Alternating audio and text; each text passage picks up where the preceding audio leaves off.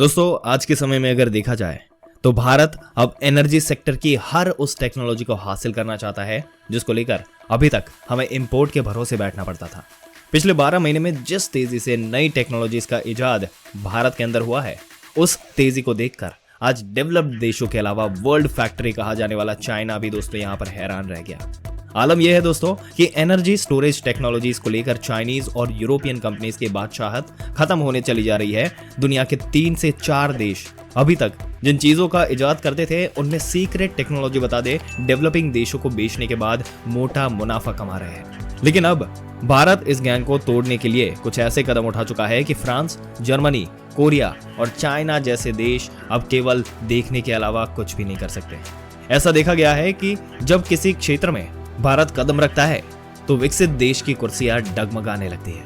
देखा जाए तो हर सेक्टर में भारत नई नई दुर्लभ तकनीकियां इसको विकास करता आ रहा है या फिर इन टेक्नोलॉजीज को जेवी के साथ भारत में लाने की भरसक कोशिशें की जा रही है।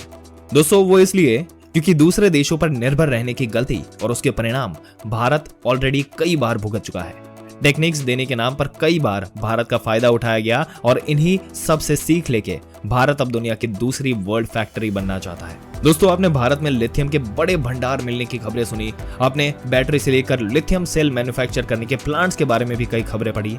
ईवीज, पावर टेरेन, इलेक्ट्रॉनिक्स और हर वो प्रोडक्ट जिसकी जरूरत इलेक्ट्रिक गाड़ियों को चलाने में होती है, उन सभी चीजों को प्रोड्यूस करने के लिए भारत के कई मैन्युफैक्चरर ने अपना नाम आगे दे दिया है। और सही टाइम पर भारतीय सरकार ने जरूरत के बारे में भांप लिया और एक ऐसा कदम उठाया कि जिसको लेकर भारत को अब कभी भी चाइना और कोई दूसरे देश, जापान जैसे देशों का मुंह फिर दोबारा नहीं देखना पड़ेगा। दोस्तों दरअसल एनर्जी स्टोरेज टेक्नोलॉजी, ये लिथियम की जरूरतों को पूरी तरह से खत्म करने के लिए एक भारतीय कंपनी इस बार आ गई है।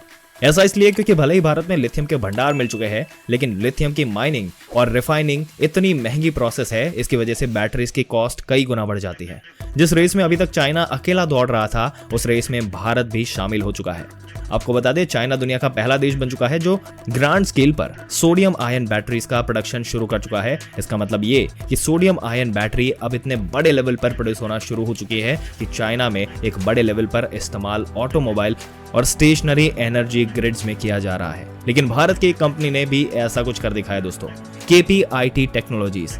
इसने स्वदेशी तौर पर सोडियम आयन बैटरीज डेवलप कर ली है और दोस्तों ये भारत का नाम रोशन करने के लिए आगे बढ़ रही है। दोस्तों आपकी क्या विचार है? जिस तरीके से ये कंपनी आगे आ रही है, जिस तरीके से ये भारत का नाम रोशन कर रही है, अपने विचार नीचे कमेंट सेक्शन में जरूर से बताइएगा। इस वीडियो को जितना हो सके अपने दोस्तों और रिश्तेदारों के साथ शेयर करें ताकि वो भी इस गर्व के मौके को ना चुके और ऐसी जानकारी पाते रहने के लिए हमारी चैनल को सब्सक्राइब करके बेल आइकन जरूर से दबा दें।